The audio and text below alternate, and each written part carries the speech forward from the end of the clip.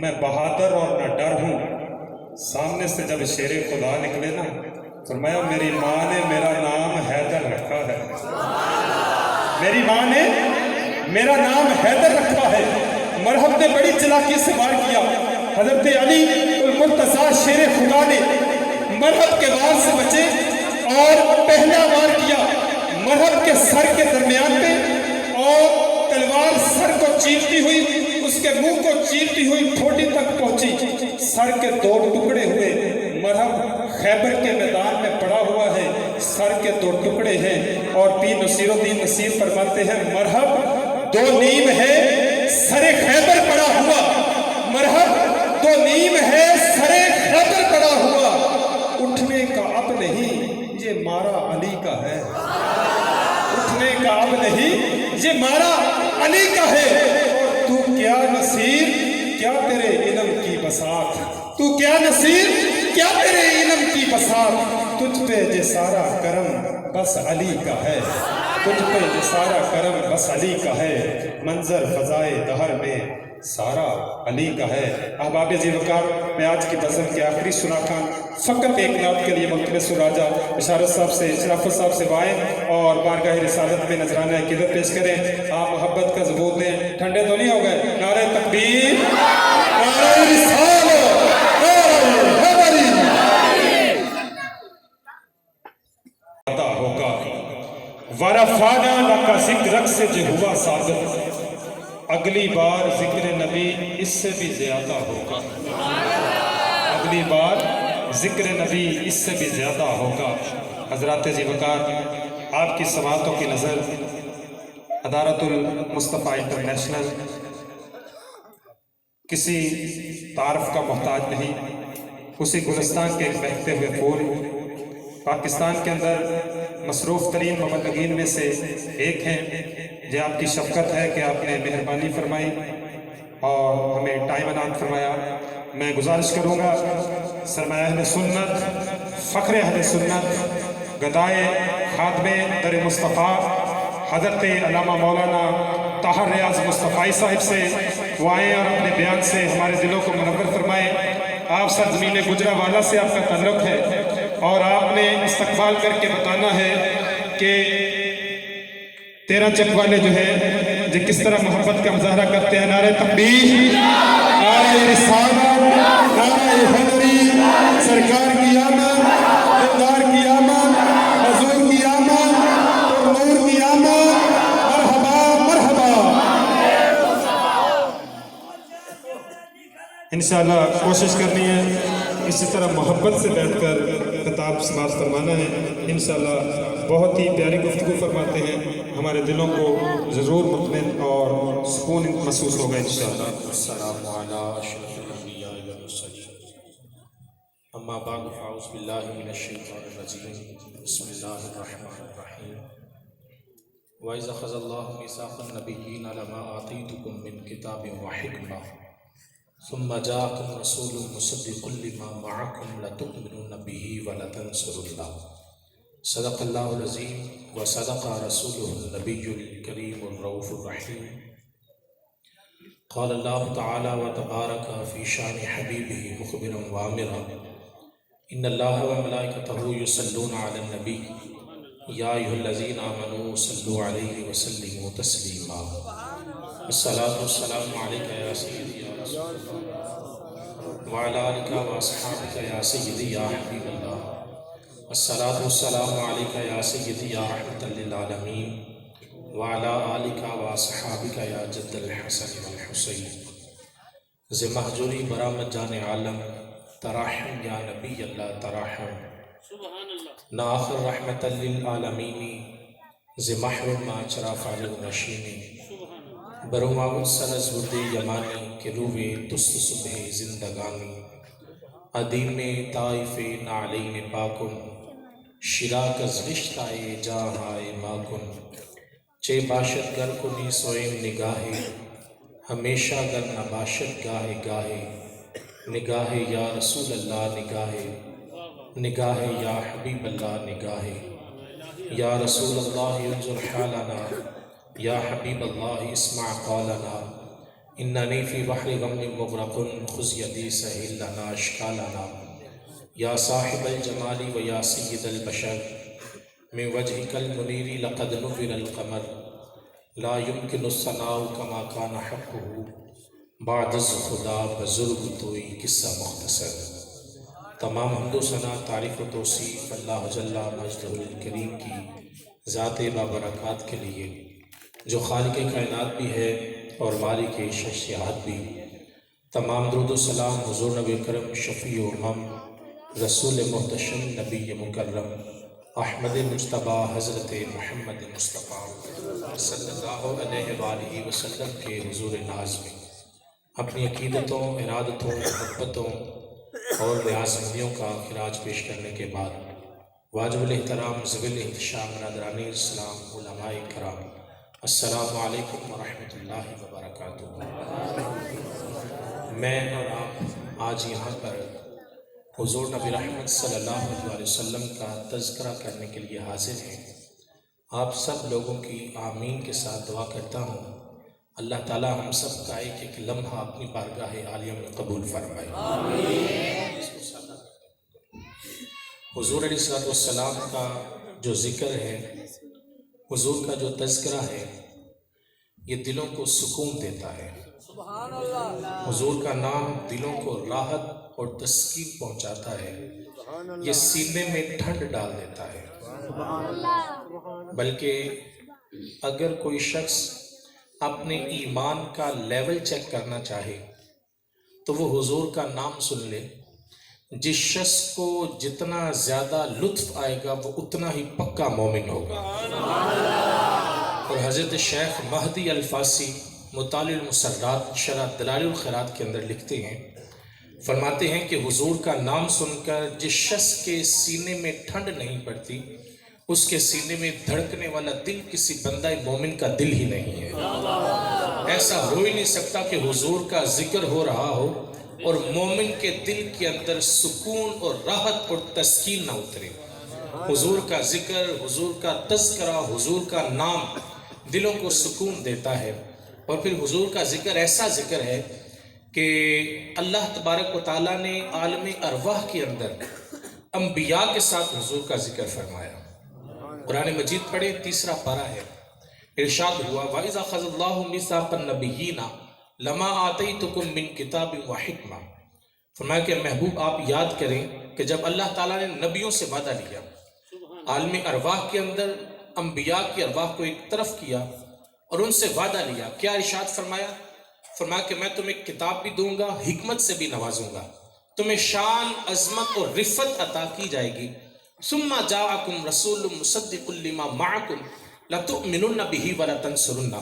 फरमाया कि फिर तुम्हारी मौजूदगी में मेरे आखिर ज़मान नबी तुम्हारे पास तशरीफ़ ले आए तो तुमने क्या करना है? अपनी अजमत को, रिफ़त को, अपनी नबूवत को, रिसालत को एक तरफ रखना है और मेरे नबी की ग़ुलामी को इख्तियार कर लेना है। हुज़ूर अलैहिस्सलाम का जिक्र अल्लाह तबारक व तआला ने, हुज़ूर की विलादत का जिक्र अल्लाह तबारक व तआला ने आलम अरवाह के अंदर अंबिया की रूहों से किया। और फिर इसका नतीजा क्या निकला? जितने अंबिया इस धरती पर तशरीफ लाए तमाम अंबिया हुज़ूर का जिक्र करते रहे, हुज़ूर का तज़किरा करते रहे। हज़रत आदम अलैहिस्सलाम जब आपसे लग़्ज़त सरज़द हुई, कुरान पढ़िए, कुरान कहता है फ़अज़ल्लहुमा शैतानु अन्हा फ़अख़रजहुमा मिम्मा काना फ़ीह। अल्लाह ताला ने नाराज़गी इख्तियार कर ली। रवायात में आता है 300 साल तक हज़रत आदम अलैहिस्सलाम रोते रहे, गिड़गिड़ाते रहे, रब की बारगाह में दुआ इस्तिग़फ़ार करते रहे, लेकिन आपकी तौबा को कबूल नहीं किया गया। अच्छा, यहाँ पर मैं ये अर्ज़ करना चाहूँगा, अक़ायद अहले सुन्नत में ये बुनियादी अक़ीदा है कि तमाम अंबिया मासूम अनिल ख़ता है। किसी एक नबी से कोई एक गुनाह भी सरज़द, तो हज़रत आदम से क्या हुआ? हज़रत आदम अलैहिस्सलाम से गुनाह सरज़द नहीं हुआ, बल्कि हज़रत आदम से भूल हुई थी। अच्छा, भूल और गुनाह में फ़र्क क्या है? मैं आपके सामने एक मिसाल रखूंगा, आपको बात समझ आएगी। अगर आपका रोज़ा है और आप जानते हैं मेरा रोज़ा है, लेकिन इसके बावजूद आप पानी का एक कतरा अपने हलक से नीचे उतार लेते हैं, अब शरीयत क्या कहती है? शरीयत कहती है कि तुमने ये जानबूझकर किया है, तुम गुनाहगार हुए हो, तुम्हारा रोज़ा भी टूट गया है, اور اب تمہیں کفارہ ادا کرنا پڑے گا، 2 مہینے مسلسل تمہیں روزہ رکھنا پڑے گا۔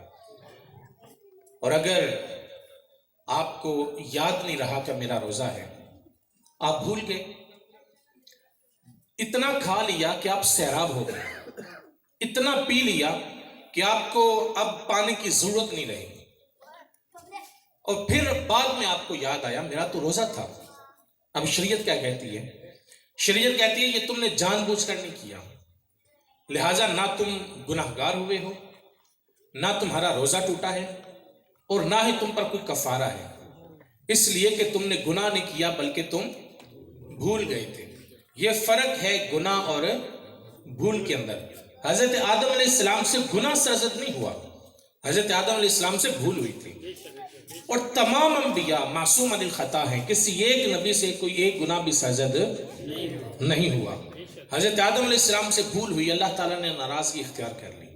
اب کیا ہوا؟ قرآن پڑھیے، قرآن کہتا ہے فَتَلَقَّى آدَمُ مِن رَبِّهِ كَلِمَاتٍ فَتَابَ عَلَيْهِ، اللہ تعالیٰ نے ان کے دل کے اندر کچھ کلمات القاء کر دیے، جب انہوں نے وہ الفاظ کہے تو اللہ تعالیٰ نے ان کی توبہ کو قبول فرما لیا۔ اب آپ قرآن پڑھیں گے تو یہاں کوئی الفاظ ایسے نظر نہیں آئیں گے کہ جن لفظوں کی وجہ سے حضرت آدم کی توبہ کو قبول کیا گیا۔ حضرت عمر فاروق رضی اللہ تعالی عنہ، آپ نے جب یہ آیت پڑھی تو حضور کی بارگاہ میں حاضر ہوئے اور آ کر عرض کرتے ہیں بندہ نواز ہمیں وہ الفاظ بتائیں، وہ الفاظ کون سے تھے کہ جن لفظوں کی وجہ سے حضرت آدم کی توبہ کو قبول کیا گیا۔ یہاں پر میں یہ عرض کرنا چاہوں گا، صحابہ کرام کا یہ عقیدہ تھا کہ حضور علیہ السلام ہر شے کا علم رکھتے ہیں، اللہ تبارک و تعالیٰ نے ہر چیز کا علم عطا کر رکھا ہے۔ حضرت عمر آئے اور آ کر کہا حضور وہ لفظ بتائیں۔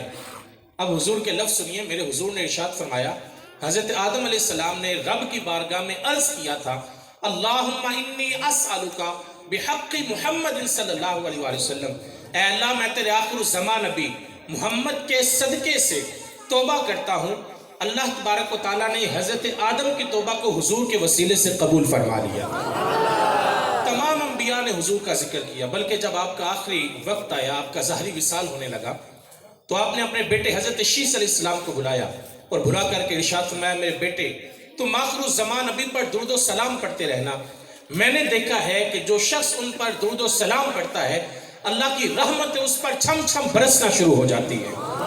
اور ہم یہ کیسے بھول سکتے ہیں حضرت جبرائیل امی کی اس بات کو کہ جب حضور کی بارگاہ میں عرض کرتے ہیں حضور اس دنیا پر جتنے ریت کے ذرات ہیں میں ان کو گن سکتا ہوں، یہ کوئی چھوٹی بات تو نہیں ہے، 1 سینکڑا ریت کے ذرات ہوں تو ان کو گنا نہیں جا سکتا، یہ پوری روح زمین کتنی ریت ہے، کتنے ریت کے ذرات ہیں، ہمارے پاس تو اعداد و شمار نہ ہو بتانے کے لیے۔ حضرت جبریل کہتے ہیں حضور میں گن سکتا ہوں، کہا جتنے پانی کے قطرات ہیں میں وہ سب گن سکتا ہوں، لیکن آگے سنیے، فرمایا کہ حضور جب آپ کا امتی آپ پر درود و سلام پڑھتا ہے اور اس پر رب کی کتنی رحمتیں برستی ہیں میں یہ شمار نہیں کر سکتا۔ حضور علیہ السلام پر درود و سلام پڑھنے سے کتنی رحمتیں اللہ تبارک و تعالیٰ کی طرف سے برستی ہیں، حضرت جبریل کہتے ہیں کہ میں اس کو شمار نہیں کر سکتا۔ تو کہا بیٹے تم آخر الزمان نبی پر درود و سلام پڑھتے رہنا، میں نے دیکھا ہے کہ جو ان پر درود و سلام پڑھتا ہے اللہ کی رحمتیں برستی ہیں۔ تمام انبیاء نے حضور کا ذکر کیا ہے۔ حضرت ابراہیم علیہ السلام اور حضرت اسماعیل علیہ السلام جب آپ نے کعبۃ اللہ کی تعمیر مکمل فرمائی تو کیا ہوا؟ قرآن پڑھیے، انہوں نے ہاتھوں کو بلند کیا اور رب کی بارگاہ میں عرض کیا ربنا وبعث فیہم رسولا، اے ہمارے رب اب اس رسول کو بھیج بھی دے۔ 2 رسول ہیں، حضرت ابراہیم بھی رسول ہیں اور حضرت اسماعیل بھی رسول ہیں، 2 رسول مل کر رب کی بارگاہ میں دعا کر رہے ہیں الہی اس رسول کو بھیج دے۔ اس رسول کا انتظار ہو رہا ہے، اور نہ صرف انتظار کرتے رہے بلکہ حضور علیہ السلام کا امتی ہونے کے لیے دعائیں کرتے رہے۔ حضرت موسیٰ علیہ السلام کوہ طور پر رب سے ہم کلام ہوتے ہیں اور عرض کرتے ہیں کہ الہی میں نے ایک ایسی امت کا تذکرہ پڑھا ہے جو نیکی ابھی نہیں کرے گی، محض نیکی کی نیت کرے گی، تو نے نیکی کا اجر عطا فرما دے گا۔ کہاں ایک ایسی امت ہے؟ کہا الہی وہ امت مجھے دے دے۔ فرمایا تلک امت احمد، وہ تو میرے پیارے احمد کی امت ہے۔ میرے حضور نے ارشاد فرمایا کل قیامت کے دن میرے ایک امتی کے ہاتھ میں نامہ اعمال دیا جائے گا، जब वो नामा अमाल खोलेगा उसके अंदर कितने हज लिखे होंगे, कितने उम्रे लिखे होंगे, वो बड़ा हैरान होगा। रब की बारगाह में अर्ज़ करेगा, इलाही मैंने कोई हज तो किया नहीं था, लेकिन ये हज का सवाब कहाँ से आया? तो मेरा रब इरशाद फरमाएगा, ऐ मेरे बंदे, तूने हज तो नहीं किया था, लेकिन जब हाजियों के काफिले जाते थे तेरा दिल तो तड़पता था ना, हमने तेरी उस तड़प को देकर तुम्हें हज का सवाब अता कर दिया है। और ये बात ज़हन नशीन रहे, ये उम्मत मुहम्मदिया पर एहसान है। इससे कबल उस वक्त तक नेकी नसीब नहीं होती थी जब तक वो शख्स नेकी कर नहीं लेता था, लेकिन इस उम्मत पर रब का कितना बड़ा एहसान है।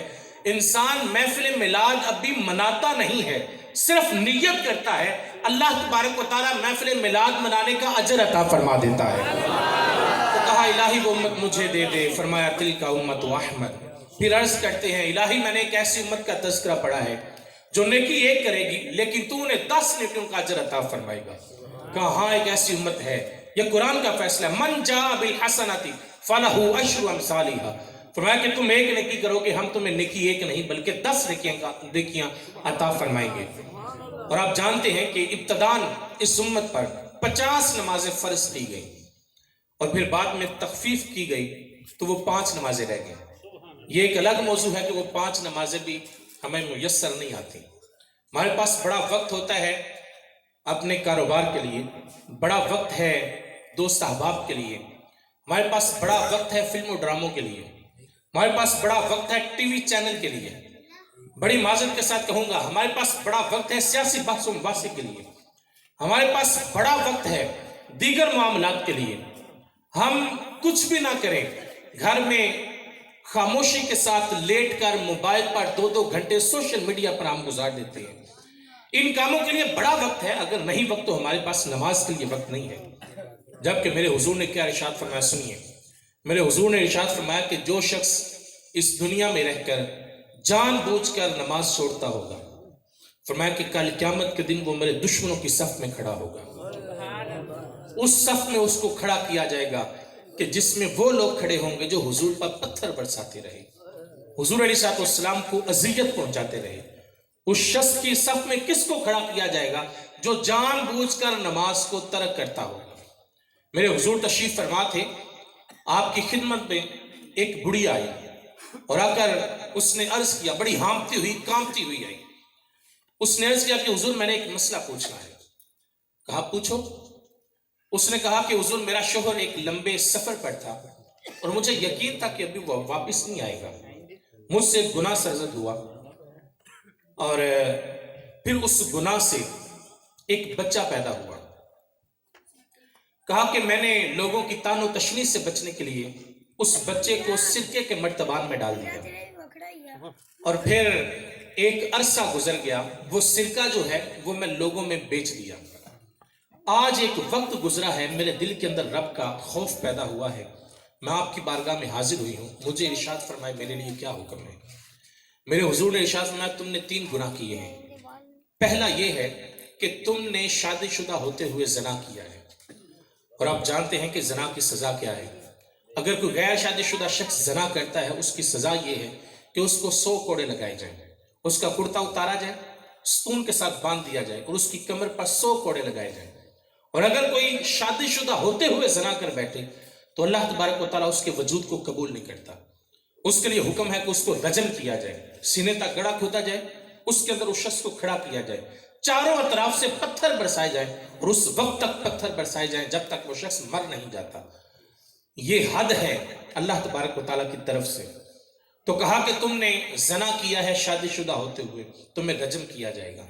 दूसरा गुनाह तुमने ये किया है कि तुमने उस बच्चे को नाहक कत्ल किया है। उस बच्चे का क्या कसूर था जिसको तूने कत्ल कर दिया।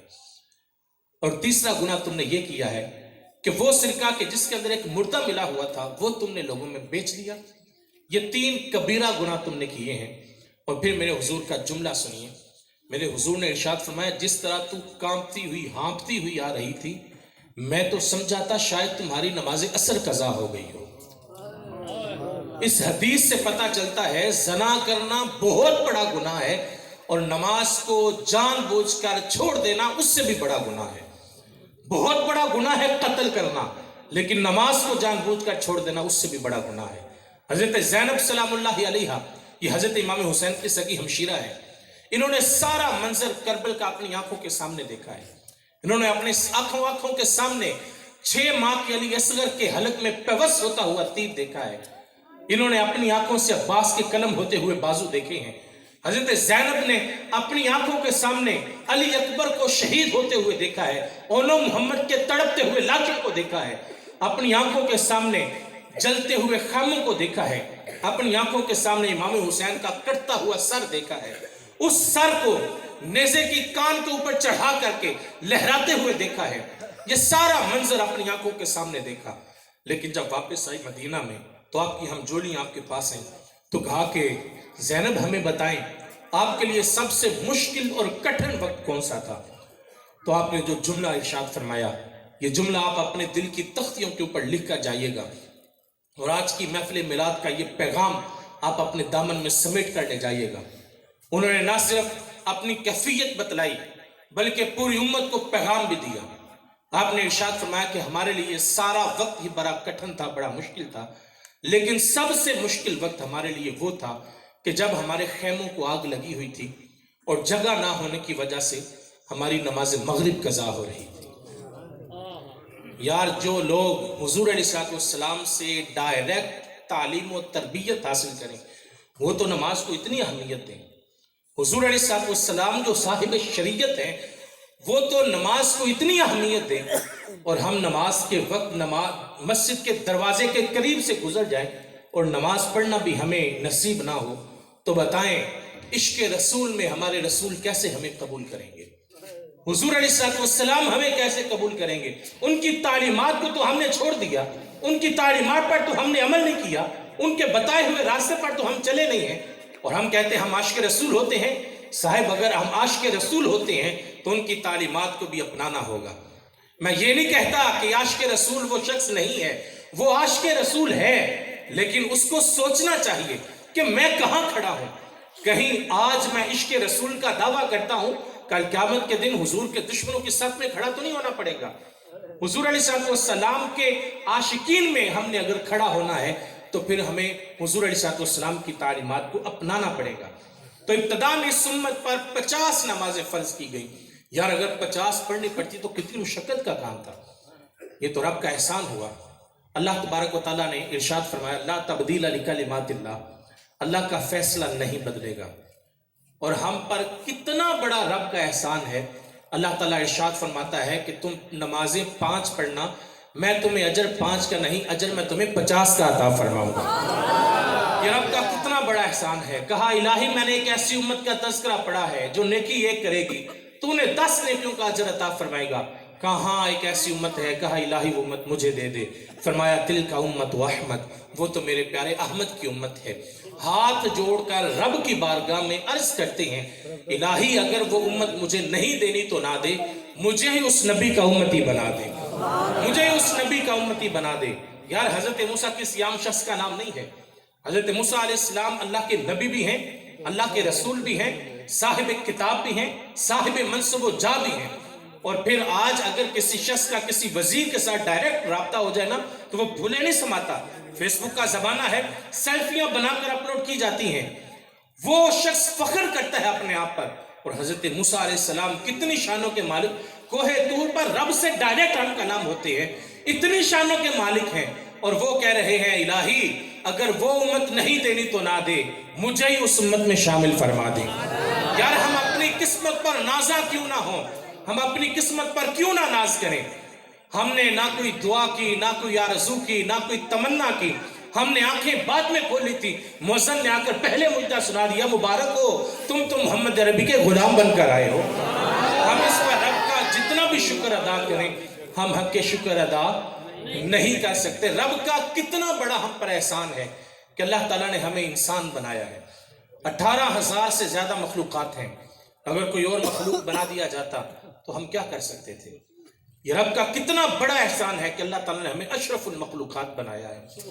اور پھر اس سے بھی بڑا احسان ہے کہ اللہ تعالیٰ نے ہمیں حضور کا امتی بنایا ہے. حضور کی صورت میں ہم پر احسان کیا گیا ہے. اور یار وہ کتنا بڑا احسان ہے کہ جس کو میرا رب بھی احسان کہہ رہا ہے. دیکھیں ہر شخص اپنے لیول کی بات کرتا ہے نا, हो सकता है कि मेरे लिए एक चीज बहुत बड़ी हो लेकिन किसी दूसरे के लिए वो बड़ी छोटी सी बात हो, और हो सकता है कि उसके लिए जो बहुत बड़ी बात है उससे बड़े शख्स के लिए वो छोटी सी बात हो। तो हर शख्स अपने लेवल पर गुफ्तगू करता है, यार वो मेरा रब है जो सबसे बड़ा है। जब वो किसी चीज को एहसान कह रहा है तो वो कितना बड़ा एहसान होगा। मेरा रब इरशाद फरमाता है, लक़द मन्नल्लाहु अलल मुमिनीना इज़ बअस फ़ीहिम रसूला, हमने ये मोमिनों पर एहसान किया है कि उनको अपना रसूल अता कर दिया है। ये कितना बड़ा रब का एहसान है। और इससे आपको ये अंदाजा होगा, हजरत ईसा अलैहिस्सलाम तशरीफ फरमा थे, आपके सामने आपके हवारी मौजूद थे। कुरान कहता है उन्होंने इरशाद फरमाया, व मुबश्शिरम बिरसूल यअती मिन बाद इस्मुहु अहमद, फरमाया कि मैं खुशखबरी देने के लिए आया हूँ उस आखिर ज़मान नबी की जो मेरे बाद आएगा, उसका नाम अहमद होगा। अब हवारी थे हजरत ईसा के, ख्याल था कि हमारे नबी से अफसल कौन नबी हो सकता है। जब अपने ही नबी के मुंह से किसी और का नाम सुना तो कहा, हजरत आप जिनका नाम ले रहे हैं क्या वो आपसे भी ज्यादा अफसल होंगे? आप बिना बाप के पैदा हुए, झूले में कलाम किया, ना सिर्फ कलाम किया, क़ाल इन्नी अब्दुल्लाह आतानी अल किताब व जअलनी नबिय्या, 3 दिन की उम्र है अल्लाह ने नबूवत कर डाला। और फिर इतनी शानों के मालिक कि जो घर से खा कर आया वो भी बताते हैं, जो घर में रख के आया वो भी बताते हैं। कोड़ी के जिस्म पर हाथ फेरते हैं वो तंदुरुस्त हो जाता है, ना बीना की आंखों पर हाथ रखते हैं वो बीना हो जाता है, मुर्दे को ठोकर लगाए वो जिंदा हो जाए। यार इतनी शानों के मालिक मट्टी के साथ खुद ही एक परिंदा बनाते हैं, उसमें फूंक मारते हैं, वो उड़ना शुरू कर देता है। कहा, हजरत आप इतनी शानों के मालिक हैं, वो नबी के जिनका जिक्र आप कर रहे हैं क्या वो आपसे भी ज्यादा अफसल होंगे? तो सुनिए उनका जुमला। आपने इरशाद फरमाया, तुम उस नबी की अजमत की बात करते हो, मैं तो कहता हूं अगर उस नबी के जूते के तस्मे बांधने की सआदत मुझे ईसा इब्ने मरियम को मिल जाए, ये भी बड़े मुकद्दर की बात है, ये भी बड़े मुकद्दर की बात है। यार अंबिया हुजूर का उम्मती होने के लिए दुआएं करते रहे, हुजूर का इंतजार करते रहे। आज हम रब का शुक्र क्यों ना अदा करें? लोग एतराज करते हैं कि हुजूर की सूरत में अगर एहसान हो गया है तो इस पर इतना जश्न मनाने की क्या जरूरत है? यार मैं कहता हूं कि आप ये झंडियों से, ये लाइटों से, ये आप हमारी महफिलों से परेशान होते हैं, हमारा तो बस नहीं चलता। हम तो अपना आप हुजूर के सामने बेच के रख दें और अपना सब कुछ कुर्बान कर दें और फिर भी कहें कि हक है कि हक अदा नहीं हुआ है। हुजूर अलैहिस्सलाम की सूरत में हम पर जो एहसान किया गया है उस पर हम रब का जितना भी शुक्र अदा करें हम हक के शुक्र अदा नहीं कर सकती। और ये महफिल का इनेकाद सहाबा कराम भी करते रहे हैं। हुजूर अलैहिस्सलाम अपने हुजरे में मौजूद हैं, सहाबा कराम आपस में गुफ्तगू कर रहे हैं और हुजूर अलैहिस्सलाम तशरीफ ले आए। अब हुजूर अलैहिस्सलाम ने इरशाद फरमाया, मा अजलसकुम, तुम यहाँ क्यों बैठे हो? तो उन्होंने अर्ज किया, नहनु जलसना नज़कुरुल्लाह व नहमदुहु अला मा हदाना लिदीनी, कहा कि हम यहाँ इसलिए बैठे हैं कि हम अल्लाह की हम्द बयान करें, उसका शुक्र अदा करें कि उसने हमें हदायत का नूर अता फरमाया है। व मन्ना अलैना बिका, और हुजूर आपकी सूरत में अल्लाह ने जो हम पर एहसान किया है हम इस पर रब का शुक्र अदा कर रहे हैं। अब हुजूर ने जब ये सुना तो इरशाद फरमाया, क्या तुम इस बात पर कसम देते हो? अब सहाबा कराम एक लम्हे के लिए बड़े हैरान हुए, पहले तो कभी कसम तलब नहीं की गई, आज क्या माजरा है? लेकिन हुजूर तलब कर रहे थे। कहा, जी जी हुजूर, हम कसम देते हैं, हम वाकई इसीलिए बैठे हैं। मेरे हुजूर मुस्कुराने लगे। आपने इरशाद फरमाया, मेरे सहाबा तुम परेशान ना होना, बल्कि अभी अभी मैं अपने हुजरे में मौजूद था, मेरे पास हजरत जिब्रील आए और आकर उन्होंने मुझे खबर दी है कि हुजूर बंदा नवाज जरा बाहर जाकर देखें, आपके असहाब इस वक्त जो अमल कर रहे हैं अल्लाह तबारक व तआला उनके इस अमल की वजह से फरिश्तों में नाज कर रहा है, वो फरिश्तों में नाज कर रहा है। देखो मैंने इन पर एहसान किया है, ये एहसान फरामोश नहीं निकले बल्कि ये मेरा शुक्र अदा कर रहे हैं। यार सदियां गुजरने के बाद आज अगर हम ये एहतमाम करते हैं और फिर मिल बैठ कर रब का शुक्र अदा करते हैं तो यकीनन अल्लाह तबारक व तआला हमसे भी राजी होता होगा कि यार सदियां गुजर गई हैं, मैंने इनको महबूब अता किया है, ये आज भी मेरा शुक्र अदा कर रहे हैं, ये आज भी शुक्राने की महफिलें सजा कर बैठी हैं।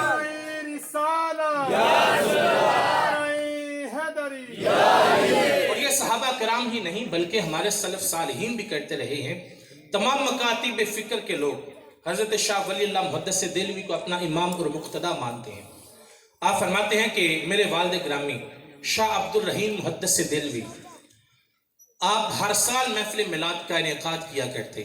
آپ فرماتے ہیں ایک سال ایسا ہوا ہمارے حالات کچھ نازک تھے, ہم نے سوچا کہ ناغہ نہ ہو. کیا کیا کہ محفل پاک کا انعقاد کیا اور مہمانوں کو ضیافت کے طور پر بھنے ہوئے چنے پیش کر دیے. آپ فرماتے ہیں کہ دل میں ملال تھا کہ جس طرح کرنی چاہیے تھی ویسے ہم کر نہیں پائے. تو یہ دل کے اندر ملال تھا. کیا ہوا, رات کو سوئے مقدر جاگ گئے اور خواب میں حضور علیہ السلام تشریف لے آئے. آپ سب لوگوں کی بھرپور آمین کے ساتھ میں دعا کرتا ہوں کہ اللہ تعالی ہم سب کو حضور کی زیارت نصیب فرمائے.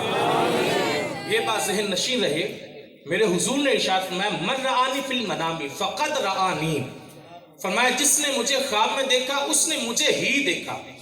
فإن الشیطان لا يتمثل بی, شیطان خواب میں بھی میری مثل نہیں ہو سکتا.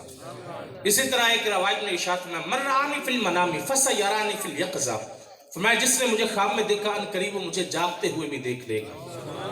اور علماء فرماتے ہیں اگر کسی شخص کو ساری زندگی حضور کی زیارت نصیب نہ ہوئی ہو, وہ پریشان نہ ہو, وقت نزا ہوگا, ادھر روح نکل رہی ہوگی ادھر حضور کا دیدار نصیب ہو رہا ہوگا. اور پھر اگر میں اور آپ کوئی خواب دیکھتے ہیں تو وہ محض ایک خواب ہوتا ہے. خواب کے اندر ہمیں کچھ حاصل ہو جائے تو جب ہماری آنکھ کھلے گی وہ ویسے ہی لا حاصل ہوگا جیسے پہلے لا حاصل تھا.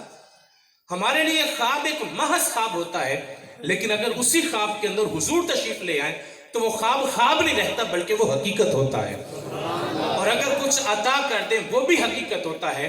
حضرت امام بصیری رات کو سوتے ہیں, خواب میں حضور تشریف لاتے ہیں, آپ فرماتے ہیں مجھے قصیدہ سناؤ. آپ کھڑے ہو کر کے مولا یا صلی وسلم دائما ابدا, آپ قصیدہ بردہ شریف سناتے ہیں. خواب میں حضور علیہ السلام ان کو ایک چادر عطا فرماتے ہیں. جب آپ کی آنکھ کھلتی ہے تو وہ چادر سرہانے پہ موجود ہوتی ہے. حضرت علی مرتضیٰ کرم اللہ وجہہ الکریم آپ فرماتے ہیں کہ حضرت عمر فاروق کا دور خلافت تھا. میں سویا, میں نے کیا دیکھا کہ حضور علیہ السلام تشریف فرما ہے, مسجد نبوی کا صحن ہے, سارے اصحاب اپنی اپنی جگہ پر موجود ہیں. حضور نے فجر کی نماز پڑھائی. فجر کی نماز میں آپ نے مخصوص صورتوں کی تلاوت کی. جب نماز سے فارغ ہوئے تو آپ اپنا چہرہ مبارک پھیر کر اپنے صحاب کی طرف کر کے بیٹھ گئے. فرماتے ایک شخص حاضر ہوا جس کے ہاتھ میں باکورا تھا. باکورا موسم کے سب سے پہلے پھل کو کہا جاتا ہے اور باکورا سے ہی ابو بکر بھی ہے. اور حضرت ابو بکر کو ابو بکر اس لیے کہا جاتا ہے کہ یہ شجر اسلام کے سب سے پہلے پھل تھے. تو ایک ٹوکری تھی, اس کے اندر کچھ کھجوریں تھیں, وہ حضور کی بارگاہ میں لا کر پیش کی. حضور نے ایک کھجور خود لی اور ایک ایک کھجور سب میں تقسیم کرنے لگے. آپ فرماتے ہیں کہ حضور تقسیم کرتے کرتے جب میرے پاس تشریف لائے مجھے ایک کھجور دی, میں نے منہ میں رکھی, مجھے بڑا لذیذ ذائقہ محسوس ہوا, مجھے بڑا مزہ آیا. میں چاہتا تھا حضور سے ایک کھجور اور طلب کر لوں لیکن شرم و حیا کی وجہ سے میں کھجور طلب نہ کر پایا. آپ فرماتے ہیں اسی اثنا پر میری آنکھ کھلتی ہے, میں کیا دیکھتا ہوں میرے منہ کے اندر کھجور کا ذائقہ بھی موجود تھا, اس کی گٹھلی بھی موجود تھی. اچھا آگے سنیے, اتنی خوبصورت حدیث ہے. حضرت علی فرماتے ہیں کہ سحری کا وقت تھا, میں اٹھا, وضو کیا, نوافل ادا کیے اور چلتا مسجد میں پہنچ گیا. فرماتے ہیں جب مسجد میں گیا تو میں نے کیا دیکھا, جس جس شخص کو جہاں جہاں بیٹھے میں نے خواب کے اندر دیکھا تھا تمام اصحاب وہیں پر موجود تھے. فرق صرف ایک تھا کہ مصلی امامت پر حضور کی جگہ حضرت عمر فاروق تھے. حضرت عمر نے فجر کی نماز پڑھائی اور فجر کی نماز میں انہی صورتوں کی تلاوت کی جن صورتوں کی تلاوت خواب میں حضور نے فرمائی تھی. اچھا حضرت علی فرماتے ہیں میں دیکھ رہا ہوں اور حیران ہو رہا ہوں. فرماتے ہیں کہ حضرت عمر نے نماز مکمل کی. وہ شخص جس کو خواب کے اندر دیکھا تھا وہی شخص وہی ٹوکری وہی کھجوریں لے کر حضرت عمر کی بارگاہ میں آ گیا. اب حضرت عمر نے ایک کھجور خود لی اور ایک ایک کھجور سب میں تقسیم کرنے لگے. حضرت علی فرماتے ہیں جب حضرت عمر تقسیم کرتے کرتے میرے پاس تشریف لائے, مجھے ایک کھجور دی. اب رات کو تو حضور سے شرم و حیا کی وجہ سے میں دوسری کھجور طلب نہ کر پایا, لیکن حضرت عمر تو میرے دوست لگتے تھے. میں نے کہا عمر ایک کھجور مجھے اور دے دو. حضرت عمر تھوڑا سا آگے چل دیے تھے, واپس پلٹے, چہرے کی طرف دیکھا, مسکرائے اور کہا علی اگر رات کو حضور نے کھجوریں 2 دی ہوتی تو عمر بھی تمہیں 2 ہی دیتا. تو جب حضور کسی کی خواب میں تشریف لاتے ہیں وہ حضور ہی ہوتے ہیں, اور اگر کچھ عطا کریں وہ بھی حقیقت ہوتا ہے, اور اس وقت کے محبوب اولیاء کو اس کی خبر ہوتی ہے. حضرت شاہ عبدالرحیم محدث دہلوی علیہ رحمہ آپ فرماتے ہیں میں نے کیا دیکھا، حضور تشریف فرما ہے، آپ کے سامنے مختلف انواع و اقسام کے کھانے پڑے ہوئے ہیں، اور فرماتے ہیں کہ ان کھانوں میں میرے وہ بھنے ہوئے چنے بھی پڑے ہوئے تھے۔ آپ فرماتے ہیں میں دیکھ کر اتنا خوش ہوا کہ حضور علیہ السلام سب سے زیادہ شفقت میرے ان بھنے ہوئے چنوں پر فرما رہے تھے۔ تو حضور علیہ السلام کا ذکر ایسا ذکر ہے جو عالم ارواح میں میرے رب نے بھی فرمایا، اور تمام انبیاء کرتے رہے، صحابہ کرام کرتے رہے، سلف صالحین کرتے رہے، بلکہ حضور علیہ السلام حجرے میں موجود تھے، مسجد نبوی کا صحن تھا، اصحاب آپس میں گفتگو کر رہے ہیں، کوئی کہہ رہا ہے اللہ تعالیٰ نے حضرت آدم کو بڑی شان سے نوازا ہے، انسانیت کا نقطۂ آغاز ہے، تمام انسانوں کے باپ ہیں، اللہ تعالیٰ نے بڑی شانوں سے، بڑی رفتوں سے نوازا۔ کوئی کہہ رہا تھا اللہ تعالیٰ نے حضرت داؤد کو بڑی شان سے نوازا ہے۔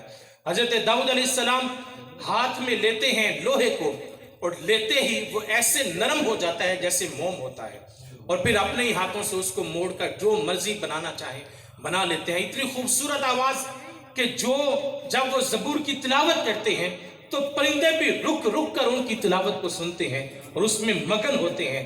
کسی نے کہا اللہ تعالیٰ نے حضرت ابراہیم کو بڑی شان اور عظمت سے نوازا ہے، 40 دن مسلسل بھڑکتی ہوئی آگ میں رہے، اور پھر 40 دن کے بعد جب واپس پلٹے کوئلوں سے اوپر ایسے چل رہے تھے جیسے کوئی پھولوں کی سیج سے چل کر آتا ہے۔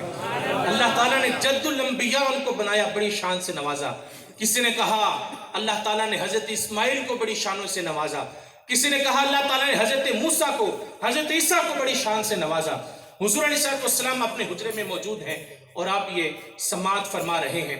اب کیا ہوا، حضور علیہ السلام تشریف لائے، میرے حضور نے آ کر ارشاد فرمایا میرے صحابہ تم آپس میں گفتگو کر رہے تھے، میں نے تمہاری گفتگو کو سنا ہے۔ فرمایا کہ کسی نے کہا کہ حضرت آدم کو اللہ تبارک و تعالیٰ نے بڑی شان سے نوازا، فرمایا ہاں وہ صفی اللہ تھے۔ کسی نے کہا کہ اللہ تعالیٰ نے حضرت ابراہیم کو بڑی شانوں سے نوازا، فرمایا ہاں وہ خلیل اللہ تھے۔ کہا اللہ تعالیٰ نے حضرت اسماعیل کو بڑی شانوں سے نوازا، فرمایا ہاں وہ ذبیح اللہ تھے۔ کسی نے کہا کہ حضرت موسیٰ کو بڑی شان سے نوازا، ہاں وہ کلیم اللہ تھے۔ کسی نے کہا کہ حضرت عیسیٰ کو بڑی شان سے نوازا، فرمایا ہاں وہ روح اللہ تھے۔ اور پھر فرمایا اے میرے صحابہ تمہیں مبارک ہو، اللہ تبارک و تعالیٰ نے تمہارے نبی کو اپنا حبیب بنایا ہے، تمہارا نبی حبیب اللہ بن کر آیا ہے، سب سے زیادہ پسندیدہ شخص، میرے رب کا سب سے زیادہ پسندیدہ اگر کوئی ہیں تو وہ حضور کی ذات ہیں۔ اور پھر ارشاد فرمایا قیامت کا دن ہوگا، لوائے حمد کا جھنڈا میرے ہاتھ میں ہوگا، تمام نبی میرے جھنڈے کے سائے تلے ہوں گے۔ اور پھر ارشاد فرمایا ولا فخر، مجھے اس پر کوئی فخر بھی نہیں ہے۔ حضرت مولا علی قاری علیہ رحمہ آپ اس کے تحت لکھتے ہیں، فرماتے ہیں یہ بات تو فخر کی ہے، تمام انسانوں کے باپ جھنڈے کے سائے تلے ہوں، بات تو فخر کی ہے۔ تمام مخلوقات پر، پوری دنیا پر حکومت کرنے والے، انسانوں پر، جنوں پر، ہواؤں پر، بارش پر، پانی پر، سمندروں پر، ہر چیز پر حکومت کرنے والے حضرت سلیمان علیہ السلام جھنڈے کے سائے تلے کھڑے ہوں، بات تو فخر کی ہے۔ اللہ تعالیٰ سے ڈائریکٹ ہم کلام ہونے والے جھنڈے کے سائے تلے ہوں، بات تو فخر کی ہے۔ 1,24,000 کم و بیش انبیاء، حضرت آدم سے لے کر حضرت عیسیٰ تک نبی رسول جھنڈے کے سائے تلے ہوں، بات تو فخر کی ہے۔ لیکن فرمایا ولا فخرہ، مجھے کوئی فخر نہیں۔ آپ فرماتے ہیں اصل بات یہ ہے، اور یہ جملہ آپ کی روح میں اترے گا۔ حضرت مولا علی قاری آپ فرماتے ہیں اصل بات یہ ہے کہ یہ فخر کی بات حضور کے لیے نہیں ہے، بلکہ یہ فخر کی بات ان کے لیے ہے کہ ان کو حضور کا جھنڈا نصیب ہو گیا، ان کو حضور کا جھنڈا نصیب ہو گیا، یہ بات ان کے لیے فخر کی ہے۔ اس لیے کہ فخر کا دل میں دریچہ باز کرنا چاہیے، جن کا تو آقا ہے ان کو ناز کرنا چاہیے۔ تو ہم کیوں نہ نازاں ہوں، کیوں نہ ہم اپنی قسمت پر ناز کریں، ہم رب کا کیوں نہ شکر ادا کریں۔ اللہ تبارک و تعالیٰ نے اتنی شانوں والا نبی ہمیں عطا فرمایا ہے، اس پر تو ہم ساری زندگی بھی رب کا شکر ادا کرتے رہیں، ہم حق کے شکر ادا نہیں کر سکتے۔ آج کی اس مجلس میں ہم نے یہ عہد کر کے جانا ہے کہ ہم نے یہ شکرانہ صرف زبان سے نہیں کرنا، بلکہ ہم نے اپنے کردار سے بھی کرنا ہے۔ یہ نہ ہو کہ صرف ہماری زبان رب کا شکر ادا کرے، ہم زبان سے تو رب کا شکریہ ادا کریں، لیکن کردار سے اسی رب کی حدوں کو پامال کرتے رہیں۔ ہم اس نبی کے عشق کا دعویٰ کریں لیکن اسی نبی کے بتائے ہوئے راستے کو ہم چھوڑ دیں۔ اگر ایسا کریں گے تو وہ نبی اور نبی کا رب کبھی بھی راضی ہم سے نہیں ہوگا۔ اللہ اور اس کے رسول کو اگر ہم راضی کرنا چاہتے ہیں تو پھر اپنے کردار کے ساتھ ہمیں اس پر دلیل دینی ہوگی کہ ہم واقعی عاشق رسول ہیں۔ عشق یہ ہے کہ جب اللہ کی طرف سے ندا دی جائے، حضور علیہ السلام کا نام پکارا جائے اور حی علی الصلاۃ حی علی الفلاح کی صدائیں بلند کی جائیں تو ہم اپنے سارے کام چھوڑ کر کے مسجد میں سجدہ ریزی کے لیے حاضر ہو جائیں۔ وہ میرا رب فرماتا ہے حی علی الصلاۃ حی علی الفلاح، آجو نماز کی طرف، آجو کامیابی کی طرف۔ ہم کامیابی کہاں کہاں ڈھونڈنے لگ گئے۔ وہ رب جو کامیابی دینے والا ہے وہ کہتا ہے آجو میری چوکھٹ پر، میری دہلیز پر سجدہ ریز ہو جاؤ، میں ساری کامیابیاں تمہارے قدموں میں ڈال دوں گا۔ ساری کامیابیاں تمہارے قدم چومنے کے لیے حاضر ہوں گی اور اس پر فخر محسوس کریں گی۔ اگر ہم رب کا شکر ادا کرتے ہیں تو اس میں صرف زبان کے ساتھ نہیں، اپنے کردار کے ساتھ، اپنے افعال کے ساتھ، اپنے اعمال کے ساتھ رب کا شکر ادا کرنا ہوگا۔ اللہ تعالیٰ سے دعا ہے کہ اللہ تعالیٰ ہم سب کو قابل عمل باتوں پر عمل کی توفیق عطا فرمائے۔ حضور نبی رحمت صلی اللہ علیہ وسلم کی صورت میں ہم پر جو احسان کیا گیا ہے، اللہ تعالیٰ ہم سب کو اس احسان پر احسان مند بننے کی اور قدردان بننے کی اللہ تعالیٰ ہمیں ہمت اور توفیق سے نوازے۔ وما توفیق الا باللہ۔ نعرہ تکبیر، نعرہ رسالہ۔